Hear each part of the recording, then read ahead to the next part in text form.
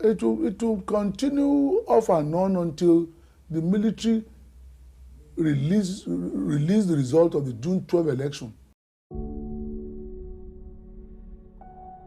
I serve tea every morning, and let me tell you, it is not your ordinary cup of tea. It is the fuel that powered MKO Abiola, the man I had the pleasure of serving as his chef. Now, this wasn't your run-off-the-mill celebrity chef gig, no. MKO Abiola was no ordinary man. You see, MKO Abiola was a titan in Nigerian politics. He ran for president in the historic election back in '93.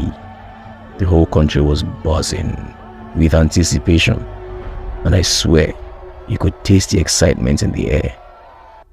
And guess who was responsible for making sure his morning started on the right foot? Yours truly, the tea mistro. As I brewed that magical elixir, I couldn't help but think of the stakes involved. The tension was palpable. The fate of the nation rested on MKO Abiola's shoulders, and he needed to stay sharp. That's where my tea skills come into play. I carefully selected the finest tea leaves, treating them like precious gems. The brewing process was an art form. Timing was everything.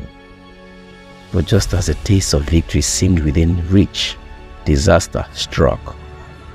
MKO Abiola's victory was snatched away, and he was thrown into a whirlwind of chaos and controversy.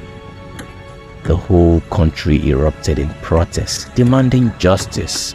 There's a large crowd here, and I was being escorted out to detention by singing the national anthem. Why are they arresting you? They are arresting me on an allegation of felony, nameless treason or something like that. In those private moments, MKO Abiola would sit at the dining table, his eyes reflecting a mix of determination and frustration. I would bring him his cup of tea, and as he sipped it, a sense of calm would wash over him. It was like the taste of hope, a reminder that no matter how bitter life gets, there is always a hint of sweetness to be found. But fate had a cruel sense of humor.